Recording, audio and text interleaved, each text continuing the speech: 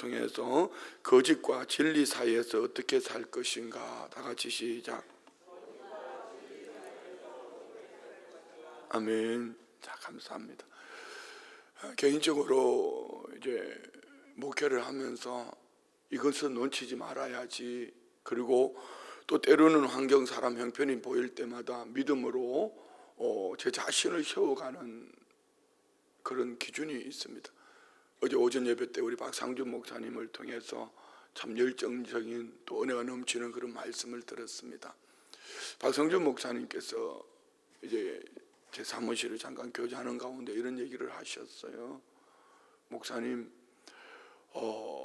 우리 순복음 춘천교회 정도만 하면은 새벽 예배나 주중 예배들 부교육자들이 설교를 하는데 보니까 우리 교회는 목사님이 혼자서 다 하더라, 뭐 이런 얘기죠. 너 욕심 많은 거 아니냐, 뭐 이런 그런 얘기는 아니지만 이제 혼자서 다 하시냐, 뭐 이런 얘기였습니다. 그래서 제가 그런 얘기를 했습니다. 담임 목사이기 때문에 이런 것을 떠나서 저는 솔직하게 표현하면 내가 살고 싶어서 합니다. 여러분, 그렇습니다. 저는 이 새벽이 참 좋습니다.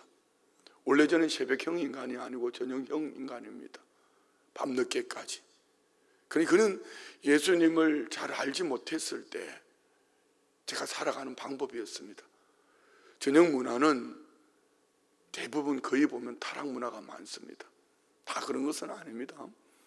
저녁 문화는 되게 타락 문화가 많고 성경적으로 볼 때는 새벽 문화입니다. 저녁이 되고 아침이 되니 새 하루를 맞는 우리 모두에게 맑은 정신으로, 맑은 영으로 새 하루를 하나님 앞에 예배하며 말씀 앞에 세울 수 있다는 것은 참 개인적으로 큰 축복입니다. 여러분 모두 마찬가지이기를 원합니다. 그렇다고 저녁형이 잘못됐고 새벽형이 잘못됐다 이런 얘기 아닙니다. 저는 개인적으로 목회하면서 이 새벽에 응답을 많이 받았습니다. 지금 목회 현장도 마찬가지입니다. 뭘 어떻게 기도를 해서 아니면 이런 걸 넘어서 이렇게 새벽에 설교하다가 주시는 응답이 있고, 기도하다가 응답이 있고, 또 이 새벽 말씀을 준비하다가 주시는 응답이 있습니다. 그래서 저는 이 새벽이 참 좋습니다. 그냥 읽는 설교하고 읽는 성경하고 이 설교를 여러분과 함께 말씀을 나누기 위해서 설교를 준비할 때 분명히 깊이가 다릅니다. 깊이가 다른 이 은혜를 놓치고 싶지 않기 때문에 할 수 있으면 제가 저녁에 새벽 예배 설교를 제가 하려고 하기 때문에 어제 저녁에는 오늘 이 말씀 때문에 또 깊이 고민도 하고 묵상도 하기도 하고 합니다. 그리고 새벽에 이 말씀을 적용해서 여러분이 함께 나누는 것이죠. 또 제가 이렇게 주중 예배 설교를 꼭 하려고 하는 이유는 담임 목사가 설교 안 하고 그 시간에 뭐 하겠습니까? 이런 것 때문입니다. 어떻든 저는 제가 살기 위해서 설교 시간이 참 좋습니다. 두 번째는 신방입니다. 어제도 우리 교구장님들을 통해서 몇 가지 보고를 받으면서 연약했던 성도님들이 믿음으로 일어나고 중환자실에 계시는 권사님이 조금 더 나아지는, 좋아지는, 조금 더 나아지는 얘기를 들을 때 막 가슴이 뜁니다. 억물이 됩니다. 성도님들이 각 가정을 신방을 하다가 보면은요, 참 연약한 성도들 많습니다. 어려운 성도들 많습니다. 그런데 신방 가방을 들고 아니면 성경책을 들고 성도님들 가정을 신방을 하고 오면은요, 성령님이 그 가정에 갈 때마다 각 가정마다 하나님 주시는 은혜가 있어요. 주시는 말씀이 있단 말이에요. 그분들이 듣고 안 듣고는 그분이 책임입니다. 중요한 것은 성도님들이 가정에 신방을 하고 뭐 환경을 만나고 돌아오면은 내 안에 남아있는 주님이 말씀하시는 은혜가 있단 말입니다. 그 기준이 뭘까요? 오늘 끝부분에 나오는 하나님의 말씀, 성경이 기준이거든. 자, 이번에 선교지를 다녀오면서 크게 두 가지. 한 가지는 우리 선교사님들이 참 잘하고 있다. 다른 한 가지는 우리 교회가 잘해야 되겠구나. 홍영희 선교사님, 제가 지금까지 선교지에 가서 많은 건물들을 보았지만 여기 참여하시는 선교사님들도 우리 함께 동행했던 모든 분들도 감격했습니다. 어쩌면 3개월이라는 이 짧은 기간에 우기철에 건물을 그렇게 잘 지었죠. 여러분이 아시는 것처럼 홍영기 선교사님은 그런 뭐 건축가 이런 전혀 그런 거 없습니다. 그런데 그 교회 안에 성도들이 물론 비용은 우리 교회 한 권사님이 이렇게 원하셨지만 성도님들이 내 집 짓는 것처럼 짧은 기간 안에 막 새벽부터 저녁 늦은 시간까지 그 필리핀 사람들이 이틀 할 거 하루 만에 하면서 정말 잘 지었어요. 근데 이 지어져가는 모든 과정 속에 하나님의 합력하여 선을 이루는 은혜 역사가 자재 하나 선거며 하다못해 글씨 하나며 모든 것이 어쩌면 그렇게 잘 해놨죠. 제가 부탁을 했거든요. 처음 시작할 때 홍성교사님, 그냥 벽돌 쌓는 그런 건물 짓지 마라. 페인트 칠 하나도 타일 하나도 누가 봐도 참 하나님의 집답게 좀 이렇게, 그런데 생각했던 것보다 훨씬 더 잘 해놨어. 너무 멋있지. 정말 이게 필리핀의 자재가 건물인가 싶을 정도로 잘 해놨어요. 또 다른 한 가지는 박철환 선교사님, 제가 가끔 그런 얘기 하잖아요. 미워할래야 미워할 수 없는 인간이라고. 하나님이 하시는 일들을 보면 정말 놀랍습니다. 선교센터 바로 건너편에 그 5,000평 망고밭, 어느 날 이거 5천만 원이면 살 수 있는데 이거 사면 좋겠는데 하는데, 여러분 하려도 해달라는 다 해줄 수 없잖아요. 근데 어느 날 지나니까 그 땅값이 오르기 시작하는데 5천만 원짜리가 20억이 됐어요. 배가 엄청 아팠습니다.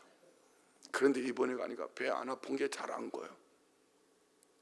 그게 춘천에 있는 세경그룹이 3,300세대의 아파트를 거기에 건축을 한답니다. 그리고 센터까지 바로 옆에, 우리 성도님들은 못 보셨을 겁니다. 한 몇백 미터만 지나면 고속도로가 거기까지 내려오는 겁니다. 기가 막히죠. 그런데 이번에 보니까 이 지역 선교센터 안 부분이 이제 수몰될 지역에서 필리핀은 그냥 나라가 빼앗으면 헐값이 그냥 다 줘야 됩니다. 그런데 정부에서 이 큰 교회 센터를 우리가 몰수할 수 없다. 시장 사인만 있으면은 다 몰수하는데 그것만큼은 남겨놓겠다. 이게 통과된 거예요. 놀랍지 않아요? 여러분, 쉽게 말하면 신도시 안에 핵심적인 중심에 선교센터가 세워지고 선교센터 앞에 3,300세대, 그것도 춘천에 있는 한 건설 회사가 가서 건축을 하는 거예요. 그 기공예배를 지난번에 말씀드렸잖아요. 그곳에서 센터에서 기공예배를 드렸습니다. 뿐만 아니죠, 우리 교회가 지어준 자립농장, 첫 번째 자립선교를 위해서 비닐하우스를 100m짜리를 지었는데, 우리가 저녁에 어떤 식당에서 음식을 먹는데 거기서 농사한 것을 그 식당이 구입을 해서 만든 재료들 너무 감격스럽게 먹었습니다. 그런데 성공한 거죠, 이 케이스가 말이에요. 그러면 이것이 하나가 되어서 계속 이제 선교사님들에게 지금 자립선교라는 타이틀을 만들어 가면 되는 것입니다. 뿐만 아니라 우리가 사드렸던 그 염소 프로젝트 5,000평이 되는 땅에 염소를 15마리인가 사드렸는데요, 새끼를 10마리나 낳았어, 며칠 사이.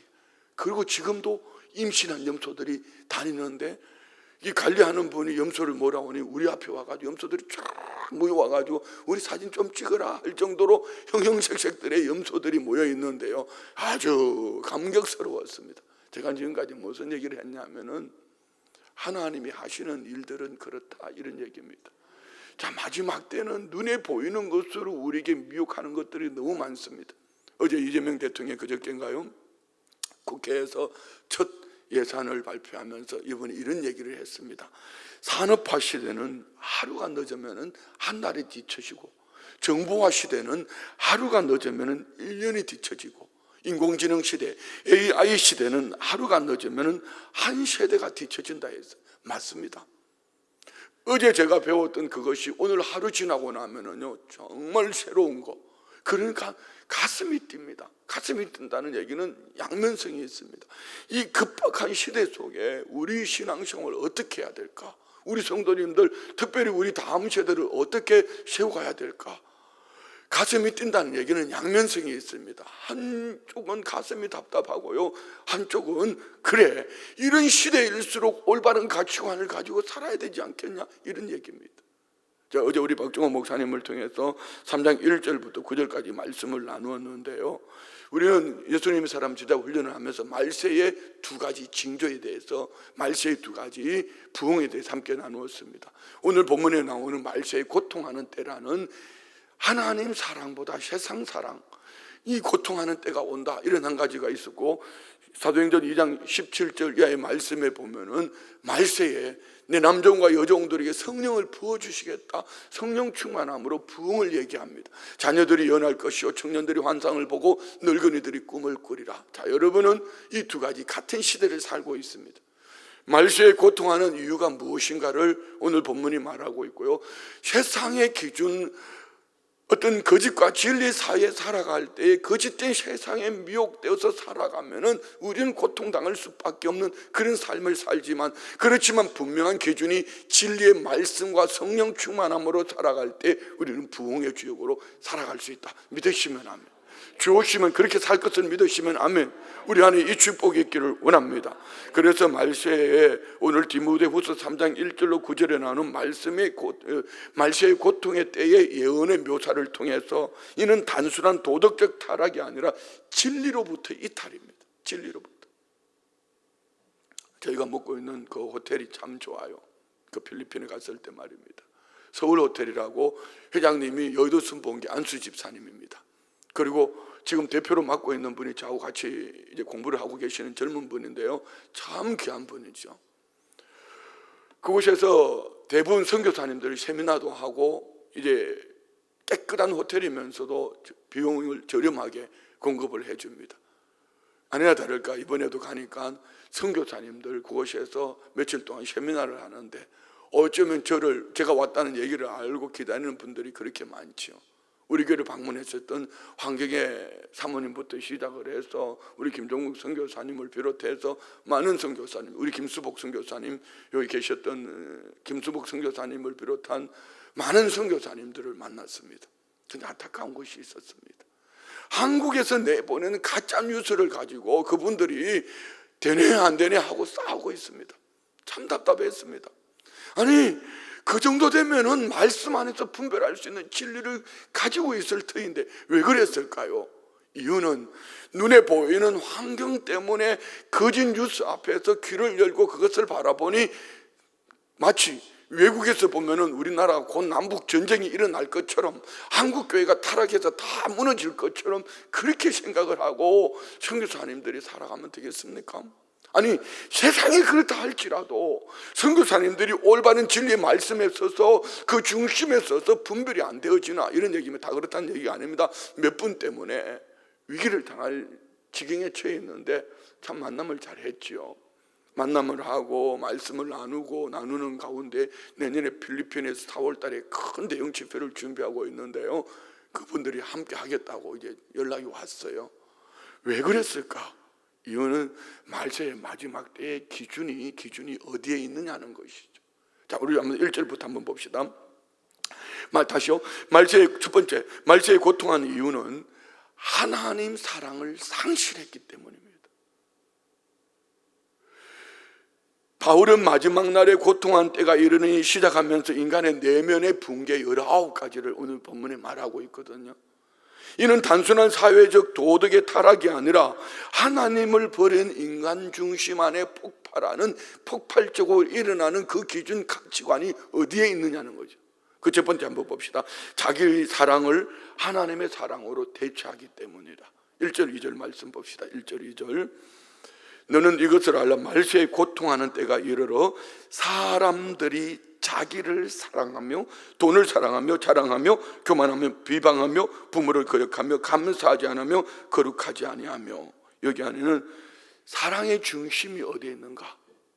그 첫 번째, 자기 사랑을 하나님 사랑으로 대체하기 때문이라고 말합니다. 사람들이 자기를 사랑하며, 자기 사랑해야죠.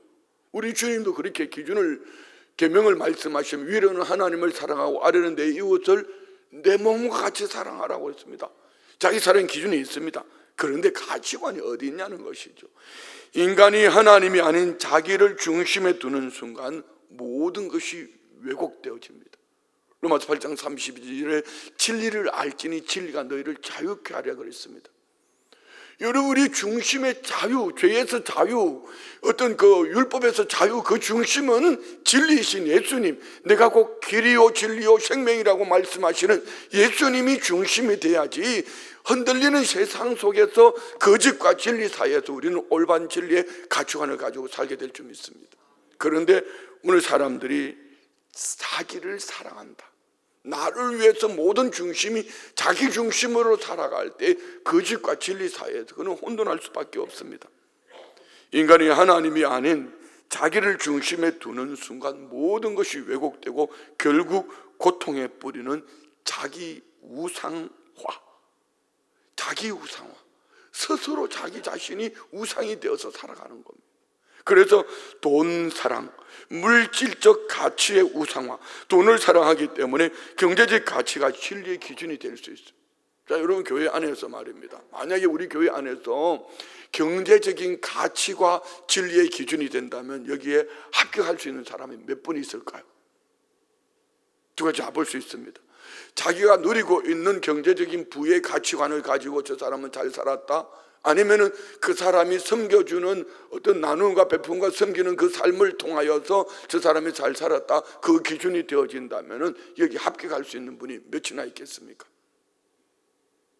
지금 이 시대의 노후 대책, 이 시대를 살아가는 분들이 노후 대책에 수억을 가지고 있어야지 그 사람은 기본을 한다고 그랬습니다.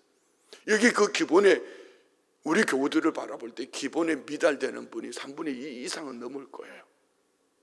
그런데 여러분을 주님은 잘 산다고 인정해 주십니다. 이유가 어디에 있죠? 그래서 예수 안에 있기 때문에. 만약에 여기에 경제적인 가치가 진리의 기준이 된다면은 그 사람은 심령이 도덕과 양심으로 거래하기 때문에 다 무너질 것입니다. 오늘의 세상도 경제적 효율이라는 이름으로 영혼을 저당 잡고 있습니다. 어떻게 해요? 내 눈에 보이는 것이 있으면 응답받았다고, 없으면은 무슨 저주를 받은 것처럼. 그것이 있으면은 입이 찢어지고 웃으면서 입이 찢어질 정도 웃으면서 감격하지만 그것이 없으면 왜 인상을 쓰고 무너지지요? 이는 경제적 가치가 그의 진리의 기준에 있기 때문입니다. 그러나 순복음 춘천교회 성도들은 그리 아니할 줄 믿습니다. 다른 한 가지는 교만과 배은망덕, 이는 질서 붕괴의 시작입니다. 오늘 본 말씀을 보십시오. 다시 한번 봅시다. 중간에 교만하며 비방하며 부모를 거역하며 감사하지 아니하며 거룩하지 아니하며, 이런 무슨 얘기일까요? 교만함으로 배은망덕해서 질서의 우선순위가 뭔지를 모르는 거죠. 여러분, 아무리 그 사람이 세상 가치관을 가지고 잘 살아도 부모를 거역한 것은 그는 하나님의 절대 축복이 아닙니다. 성경은 말씀합니다. 내 부모를 공경하라, 그러면 내가 이 땅에 잘되고 장수하리라. 저는 이 말씀이 늘 가까이 계시는 내 어머니를 향한 제 바이메탈입니다. 여러분이 생각할 때 제 어머니 바로 옆에 계시니까 저는 아침 저녁으로 가서 인사드릴 것 같습니까? 그럼 못합니다. 제 아버지는 할아버지 할머니한테 그렇게 하는 거 봤습니다. 그럼 저는 그렇게 못하고 있습니다. 그렇지만 마음 중심에만큼은 내 부모를 향한 감사하는 마음, 정말 중심 속에 내 어머니의 기도가 나를 오늘 살게 한다는 아들로서 달려가면서 그 부모님을 향한 중심은 분명히 가지고 있습니다. 여러분은 어떠신지요? 내 부모가 연세 드셔서 허리가 꼬부라지고 걸음걸이가 불편하고 얼굴이 이그러지고, 여러분 그 속에서 때로는 말이 흐를 때도 있고 날마다 병원에 모셔가야 될 때가 있고, 여러분 귀찮게 여겨 주십니까? 내 부모를 공경하는 마음이 내 안에 없이 여러분 하나님의 축복 받으려고 생각하지 마세요. 자식들에게 똑바로 가르쳐야 됩니다. 교만과 배은망덕, 이 질서의 붕괴의 시작은 하나님의 창조 섭리부터 부인하는 그런 가치관을 가지게 될 것입니다. 그래서 질서 존중이 사라진 사회는 외형적인 문화 속에서도 내면의 혼돈을 겪습니다. 아무리 손주가 귀해도, 아무리 자식이 귀해도 부모로서 할아버지 할머니한테 해야 될 도리가 무엇인지 가르쳐야 되고요, 아무리 자식이 귀해도 그래도 부모가 우선순위가 돼야 됩니다. 여러분, 우리 여성 성도님들 음식 준비할 때 자녀가 사랑스러워서 자녀를 위해서 준비하더라도 내 남편, 내 부모를 중심으로 음식 준비하지 않으면 나중에요 성인병 걸립니다. 죄송합니다, 이런 표현을 써서. 중요한 거는 아무리 자식이 귀해도 오늘 성경이 말하는 질서가 무엇인지를 알아야 합니다. 교만은 하나님께 순종하지 않은 인간의 근본 태도이자 모든 타락의 뿌리입니다. 그리고 그 다음 절 우리 한번 볼까요? 3절 무정하며 원통함을 풀지 아니하며 모함하며 절제하지 못하며 사나우며 선한 것을 좋아하지 않으며 풀지 아니하며 잘못된 가치관. 자, 여러분 한번 잘 생각해 보십시오. 이 3절은 오늘 예수 믿는 우리 안에 얼마나 많이 있는지 몰라요. 예수를 믿는다 하면서 올려놓으세요 말씀. 예수를 믿는다 하면서 영적 감각이 무감각입니다. 무정하며 온통함을 풀지 아니하며, 여러분 이 풀지 못하게 하는 것은 마귀 사탄입니다. 회개하지 않고 용서하지 못하게 하는 것은 마귀 사탄이 자꾸 자기 자신의 억울함을, 어제도 우리 한 자매야 너무 억울해하는 것 같아서 통화를 하다 내가 속이 상하더라고, 화가 나더라고요. 교회를 바라보는, 성도를 바라보는 모든 가치관이 자기 중심으로 다 틀린 겁니다. 목사가 이렇고 교구장이 이렇고 뭐 우리 누가 이렇고 다 전부 다 그런 거예요. 참 안타깝습니다. 설명을 해도 설득을 해도 풀지 않습니다. 우리 교회 안에 지금 그런 분이 있어요. 그래서 교회를 안 나와요. 직분자가요. 왜요? 그 사람 때문에 가기 싫다는 겁니다. 그러니 그 사람은 그 사람 때문에 신앙생활을 하는 거죠. 우리는 예수님 때문에 신앙생활을 해야 합니다.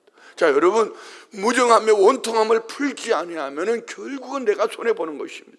이 속에 쌓여져 있는 콘크리트 철벽과 같이 쌓여져 있는 이 원통함은 하나님의 은혜의 통로와 축복의 통로를 가로막습니다. 내가 살기 위해서라도 용서해야 되고 내가 살기 위해서라도 회개하셔야 합니다. 절제하지 못하며 사나우며, 그러니 그 속에 절제가 없습니다. 자기 중심이거든요. 사납습니다. 눈에 보이는 것으로 살기 때문입니다. 선한 것을, 선이 뭡니까? 하나님 보실 때 좋다고 말씀하시는 토부, 선이 뭐지요? 영혼 살리는 것 외에는 어떤 것으로도 선의 가치관의 기준에 있지 않습니다. 오늘 우리 안에 이 축복이 있기를 원합니다. 어떤 거요? 올바른 가치관을 가지고 살아가는 거. 4절 보세요. 배신하며 조급하며 자만하며 쾌락을 사랑하기를 하나님 사랑하는 것보다 더하며. 자, 2절부터 4절까지 중심의 결국은요, 자기 사랑인가 하나님 사랑인가? 여러분 뭘 사랑하십니까? 가족이든지 세상이 말하는 물질이든지 그 기준이 어떤 것이든지 우리는 하나님 사랑이 모든 삶의 우선순위가 되기를 원합니다. 하나님 사랑이 우선순위가 될 때 남는 결론, 우리 한번 봅시다. 5절 경건의 모양은 있으나 경건의 능력은 부인하니 이 같은 자들에게서 내가 돌아서. 이 말은 형식만 남은 신앙, 의식만 남은 예배, 지식만 남은 신앙. 어제 다니엘 교도의 연호 목사님이 마지막 나오셔서 그런 얘기를 하시더라고요. 다니엘 교도에 참석하는 교회들이 목사님한테 요청을 한대요. 다니엘 교도의 기도 시간이 짧고 뭐 다양한 이유가 있겠죠. 우리 교회도 마찬가지. 제가 지금 갈등입니다. 이 다니엘 기도를 앞으로 계속 해야 되나 말아야 되나 갈등입니다. 집에서 그 내용만 가지고 은혜 받았다 하지만, 그러면서 연우 목사님이 하시는 얘기가, 여러분 현장에 모여서 함께 기도할 때 은혜가 임합니다. 그런 얘기를 하셨잖아요 어제. 그렇죠? 처음 듣는 얘기예요. 어제 안 들으셨군요. 다니엘 기도하니 새벽에도 안 일어나, 저녁에는 다니엘 기도한다고 집에서 TV 켜놓고, 아니 휴대폰 켜놓고 그거 보고 앉았다가, 여러분 보세요. 경건의 모양은 있지만 그의 삶을 누가 경건의 능력 있는 삶이라 하겠습니까? 마지막 때는 모이는 교회가 돼야 합니다. 모여서 하나님의 불을 받고 흩어져서 복음 전하는 이 가치관이 우리 안에 있기를 원합니다. 형식만 남은 신앙, 의식만 남은 예배, 지식만 남은 신학은 능력 없는 경건으로 결국 하나님 없는 종교, 자기 중심으로 타락하고 변질되기 쉽상입니다. 제가 서두에 이런 말씀 드렸잖아요. 선교지에 가서 보면 정신이 번쩍번쩍 듭니다. 우리 교회가 목회를 잘해야 될, 내가 목회를 잘해야 되는 이유, 우리 교회가 건강한 교회, 뭐 숫자가 많이 모이고 얼마나 선교 헌금을 많이 했냐 이런 거 말고 말입니다. 선교사님들을 만나면 제가 꼭 하는 얘기 두 가지가 있습니다. 선교사님 잘해 주셔서 감사하다고. 이 나라가 여러분 그래도 이런 엄청난 시대에 살 수 있는 이유가 저는 성경적 가치관을 가지고 볼 때 딱 두 가지입니다. 한국교회가 아직까지는 그래도 깨어있어 선교를 하고 있다. 왜요? 세계 열방에 흩어진 선교사님들이 다음 세대들을, 전 세계의 다음 세대들을 우리 선교사님들이 양육하고 있습니다. 그 중심은 뭡니까? 한국교회가 후원하기 때문 아닙니까? 하나님 보실 때 얼마나 귀할까요? 두 번째는 그래도 아직까지 한국교회 살아있다. 기도로 살아있다. 여러분 다니엘 기도회 같은 엄청난 이 프로젝트를 가지고 전 세계 16,000여 교회가 동시방송으로 함께 기도할 수 있다는 것은 이런 프로그램을 가진 세계 역사 속에 없습니다. 놀랍잖아요. 그래서 하나님이 이 나라 이 민족을 축복하신다. 저는 성경적인 가치관을 보고 그렇게 얘기하는 것이지요. 선교사님들을 보면 정신이 번쩍번쩍 듭니다. 설교 시간에 이런 말씀을 펼쳐놓고 설교를 하려고 준비를 하다가 보면은요, 정신이 번쩍번쩍 듭니다. 성도님들 가정에 신방을 가서 보면은 성도님들을 바라보면은요, 내가 살아야 될 이유에 정신이 번쩍번쩍 듭니다. 여러분은 그 바이메탈이 무엇인지요? 이 바이메탈이 없으면은 여러분이 어떤 것이 진리인지 분별하는 뿐 아니라 형식은 남아있지만 그 내면 속에 나를 살게 하는 그 가치관 중심 살아가는 방법이 없으면은 이 흔들리는 세상 속에 진리와 거짓 사이에서 거짓인지 진리인지 분별하지 못하고 내 눈으로 보는 것으로 살아가기 때문입니다. 자, 여러분에게도 예배이든지 성경 말씀을 묵상하든지 신방을 가든지 전도를 하든지 여러분을 살게 하는 그 중심, 여러분을 정신 차리게 하는 영적 가치관을 두고 살아갑시다. 뭐 아멘 하기 싫으면 안 하셔도 괜찮아요. 그렇게 살든지. 다시요, 여러분 신앙생활 속에 여러분을 영적으로 살게 하는 중심 속에 어떤 가치관을 두고 있기를 원합니다. 이것이 없으면은 어느 날 눈앞에 보이는 흔들리는 세상 앞에서 내 영적 가치관이 흔들리기 시작하면은 여러분 자꾸 사람 붙잡고 씨름하다가 나중에는 무너지는 거예요. 오늘 우리 성도님 믿음으로 세워지기를 주의 이름으로 축원드립니다. 바울이 말한 고통의 근본 원인은 이겁니다. 경건의 모양은 있지만 경건의 능력은 없다. 종교의 껍데기는 있지만 그 껍데기 가지고 살다 너 어느 날 멸망당한다, 이런 얘기예요. 자, 또 다른 한 가지, 오늘 두 번째 보기를 원하는 것은, 그러면 진리를 분별하는 기준은 무엇인가? 하나님의 말씀과 성령의 능력이기를 원합니다. 바울은 5절 끝에 이렇게 말했죠. 이 같은 자들에게서 네가 돌아서라. 뭘 말입니까? 경건의 모양은 있는데 경건의 능력이 없어. 그 속에 생명이 없어. 복음이 없어. 그런 사람에게 돌아서라, 이렇게 말합니다. 진리를 분별하기 위해서 오늘 본문에 두 가지 기준을 말합니다. 그 첫 번째는 말씀의 뿌리를 내리는 기준. 14절부터 17절까지 볼까요? 14절부터 17절까지 다 같이 시작. 그러나 너는 배우고 확신한 일에 거하라. 너는 내가 누구에게서 배운 것을 알며 또 어려서부터 성경을 알았나니 성경은 너로 하여금 그리스도 예수 안에 있는 믿음으로 말미암아 구원에 이르는 지혜가 있게 하느니라. 모든 성경은 하나님의 감동으로 된 것으로 교훈과 책망과 바르게 함과 의로 교육하기에 유익하니 이는 하나님의 사람으로 온전하게 하며 모든 선한 일을 행할 능력을 갖추게 하려 함이라. 아멘. 여러분의 삶의 중심, 그 기준이 무엇이 있습니까? 말씀의 뿌리를 내린 하나님의 말씀이 가자면 가고 멈추라면 멈추는 것입니다. 오늘 우리 안에 이 축복이 있기를 원합니다. 제가 그랬잖아요. 지금 미워할래야 미워할 수 없는 인간이라고 그랬는데요, 사람을 얘기한 게 아닙니다. 하나님이 하시는 그 기준, 삶의 기준, 하나님은 선교를 기뻐하시는데 선교하는 순복음 춘천교회를 통해서 얼마나 열매를 아름답게 하시는지요. 선교지를 갔다 오면은 정말 목회를 잘해야 되겠다, 정신이 번쩍번쩍 듭니다. 여러분 아마 제가 선교지를 다녀오고 난 이후에 설교가 달라진 것을 여러분 느낄 겁니다. 우리 목사는 선교지만 갔다 오면은 설교가 달라져. 왜요? 막 큰 소리 빵빵 치잖아요. 큰소리 치는 것을 얘기하는 게 아닙니다. 우리가 잘 살아야 되겠다. 하나님이 하시는 일들을 보면서 우리 교회를 통해서 얼마나 하나님께서 큰 일들을 하시는가 보면은 정신이 번쩍번쩍 듭니다. 여기에 뭐 WCC가 어떻고 WA가 어떻고 따지면서 그럴 시간이 어디에 있어요? 그럴 시간이 어디에 있어요? 그럴 시간이 있으면 말씀 한 구절 펼쳐서 그 말씀 앞에서 지금 주님이 내게 뭐라고 말씀하시는지 진리를 배우는 일에 열심을 내야지. 오늘 본문 7절 한번 봅시다. 7절. 항상 배우나 끝내 진리의 지식에 이를 수 없느니라. 뭘 말입니까? 자, 6절. 그들 중에 남의 집에 가만히 들어가 어리석은 자를 유인한 자들이 있으니 그 여자는 죄를 중히 지고 여러 가지 욕심에 이끌림 바되어. 자, 여기에 두 종류의 사람이 나옵니다. 남의 집에 가만히 들어가서 왜 하필이면 어리석은 여자를 유인한다고 말하니까요. 성경에 이제 미안합니다. 창세기 3장에 보면은 처음 사람 아담이 범죄할 때에 하나님의 말씀을 받지 못했던 하와가 유혹당해서 결국 남편 아담까지 죄로 물들게 합니다. 뭐 꼭 그라고 말할 수는 없지만 그 당시 그랬나 보죠. 유혹에 잘 넘어지는 여자를 어떻게 했다고요? 그 여자의 중심 속에 뭐가 있다고요? 여러 가지 욕심에 이끌렸다, 이렇게 말합니다. 그럼 우리는 약한 세태 속에 욕심에 이끌리지 않고 살아가려면 어떻게 해야 될까요?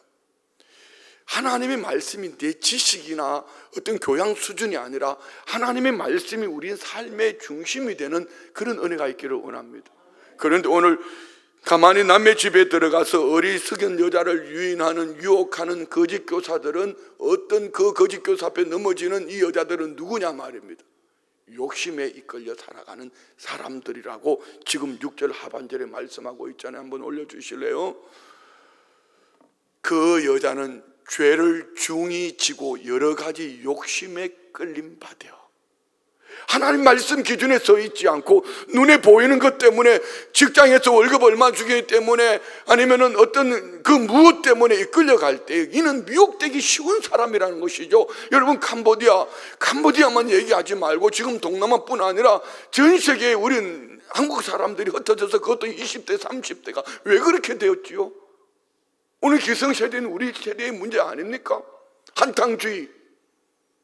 그래서 그들은 많은 사람들 유혹해서 가서 뭐 한 달에 월급을 1,000만 원, 여러분 월급을 우리나라 같이 잘 사는 나라에서 1,000만 원 안 주는데 동남아의 그 가난한 나라에서 1,000만 원 준다 할 때는 그게 미혹되어 가는 것이 잘못된 거 아닙니까? 미혹된 사람도 잘못되고 그 미혹하는 사람도 잘못된 거 아닙니까? 어떻게 그렇게 엉터리 앞에 무너집니까? 이는요, 우리 기성세대들이 잘못 살았다는 얘기 아닙니까? 한탕주의 말입니다. 황금만능주의. 뭘 가르쳐야 되겠습니까? 우리가 올바른 진리를 가르칠 수 있기를 원합니다. 어쨌든 중요한 것은 그들은 지식의 양, 하나님 말씀을 얼마나 많이 알고 있느냐, 양이 아니라 내면화, 네 내면 속에 그 말씀의 중심을 두고 살고 있느냐 아니냐, 이거 말입니다. 여러분은 어떠세요? 제가 새벽 예배, 저녁 예배, 저녁 기도에 뭐 이렇게 얘기하니까 목사는 늘 그렇게 하는 얘기야, 이렇게 그런 생각하십니까? 천만의 말씀요. 오늘 우리 안에 중심에 진리가 체화가 되어서 분별의 기준이 되어지는 내면화가 되지 못하면은 어느 날 나도, 오랜 신앙도, 중직자도, 아니 목사도 무너지기 십상입니다. 단 한 가지 보고 마칠게요. 성령의 내적인 증거가 있는가? 오늘 8절 9절 이렇게 말씀합니다. 얀네와 얀보레가 모세를 대적한 것 같이 그들도 진리를 대적하니 이 사람들은 그 마음이 부패한 자요 믿음에 관하여는 버림받은 자들이라. 그러나 그들이 더 나아가지 못한 것은 저 두 사람이 된 것과 같이 그들의 어리석음이 드러날 것이라. 무슨 얘기입니까? 성령의 내적인 증거가 있는가? 여기 나오는 야니와 얌네는 출애굽기 7장 17절에 출애굽기 7장 11절에 보면은 봅시다. 바로도 현인들과 마술사들을 부르매 그 애굽 요술사들도 그들의 요술로 그와 같이 행하되, 모세가 바로 앞에 지팡이를 던졌더니 뱀이 되고 뱀을 던지 꼬리를 잡으니 다시 지팡이가 되고, 이것을 보고 마술사들도, 바로의 마술사들도 동일하게 했습니다. 그런데 결국은 모세가 이긴 것이죠. 무슨 차이일까요? 얼마든지 세상에도 기적이 나타납니다. 중요한 것은 성령을 따라 나아간 모세와 성령을 따라 나가는 순복음 춘천교회 성도들과 세상은 분명히 다릅니다.